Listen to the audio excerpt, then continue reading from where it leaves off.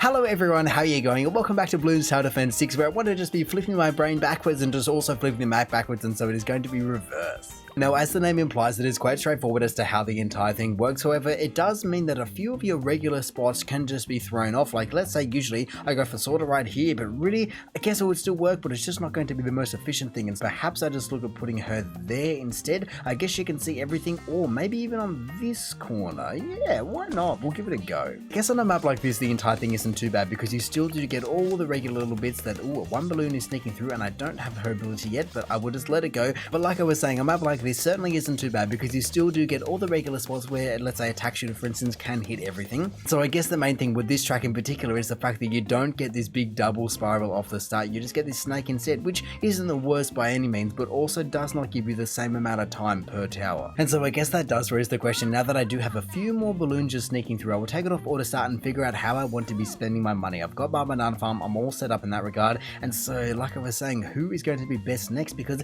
let's say I get a wizard, can they just shoot straight down there? Does that make sense? I mean, it's kind of equivalent to that, but I just don't know what is going to be working the best.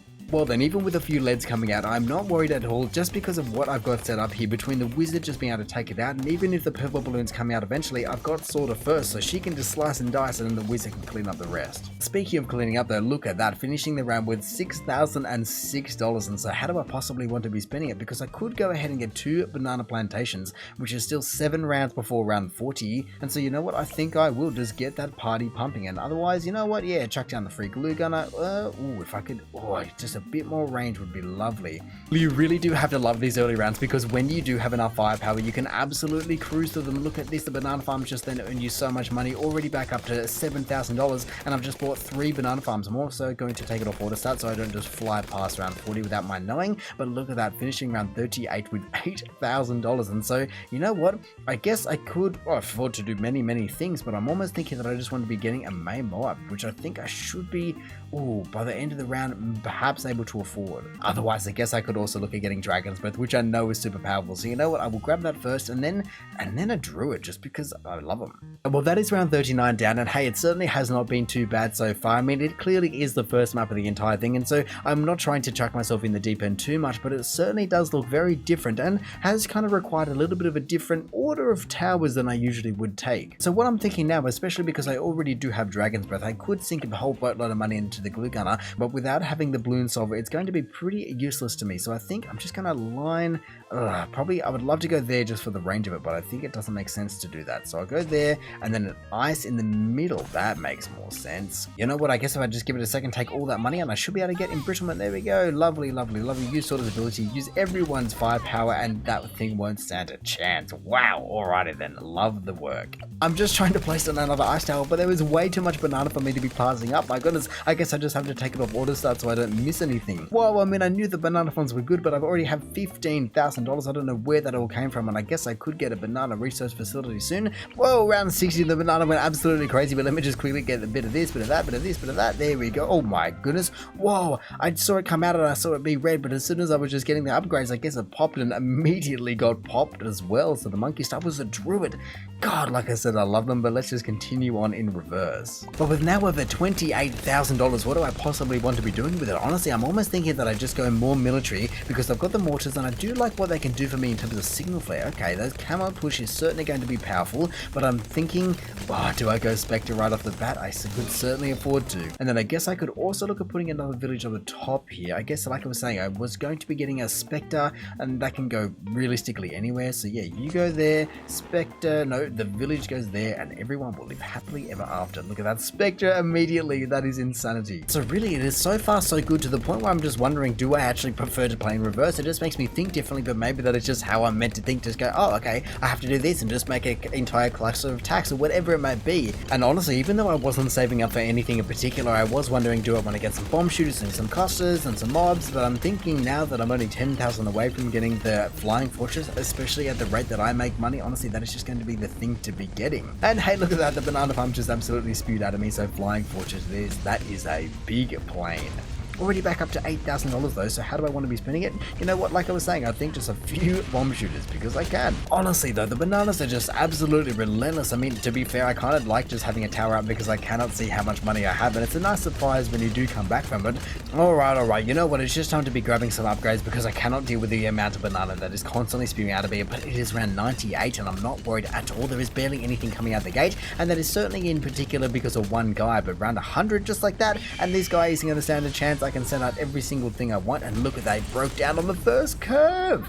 Well, I'm finally starting to tame the banana output, but look at this, the money just keeps on rolling in and it's only going to become faster when I just get so many people. Look at this, I now have 6 banana research facilities. That is insanity, and I'm already back up to 18,000. Oh my goodness, let me just send everyone up. That is not what I expected. Just make sure that that big plane can take those guys out because they are quick. In saying that, maybe I just look at getting a couple of sniper monkeys that specialize in that kind of thing. Really? What do you mean I can't fit you in there? Get in there somewhere. Okay, can I fit an alchemist in there? I think, yes, I can. Oh, that is the perfect spot, and I'd love 2 alchemists. Can I fit 2 alchemists? Because we all know who this spot is reserved for. Just the Bloon Master alchemist is just insane. And all this time I haven't even ventured into getting the tax done. I've got all the money in the world, but actually, in saying that, yeah, I also haven't got super brittle. Yes, let me just level up the entire game right here. Wow, but honestly, I'm surprised that I managed to spend all that money, but between the mob domination, a tier 5 sniper, and then just a couple of upgrades for the mortar monkeys, I managed to somehow spend 100 grand in about 5 seconds. In saying that, though, we can certainly just see the rewards of doing such a thing because it is around 132,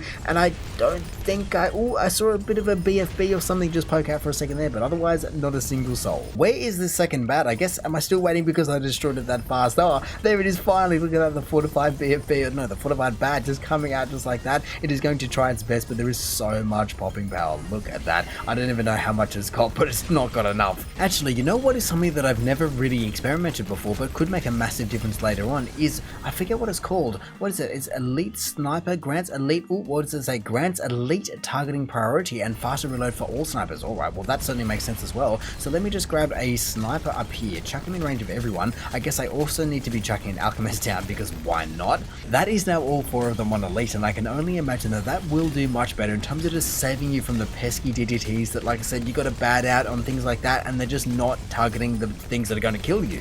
See, that was super fast, but that was actually also super fast because the DDT or the bad got broken down, the DDT came out of it, and those guys, instead of just holding themselves on the bad, just going, oh yeah, we're not worried about the other DDT, they just locked onto it and stopped it in its tracks, especially because the Bloon Crush doesn't extend that far. I cannot stop that. But looking at how far that these guys are getting, I'm honestly wondering what I can possibly get next, because look at it, I've got virtually everything I could possibly ever need. I mean, at least I think I do, besides a Paragon, which does level you up majorly again, but I only have the Monkey Buccaneer Paragon, and I'm slowly trying to work my way up to the others, but they take so long, especially the Boomerang Monkey, I believe, or is it the Ninja? Is it the Ninja that's a million? The Ninja just feels forever away. But you know what, let's just do a quick comparison between the Monkey Ace having 25 million, and if I can find it, yeah, the Alchemist having a 17 million. There's no one even out at the moment, and I guess I should probably put it onto Strong as well, but that is just insane. I love the Alchemist. It's, what, a third of the price of the Spectre or the Flying Fortress, and it does so well. But look at how close everything is now, and those snipers are absolutely saving me. Let's just see,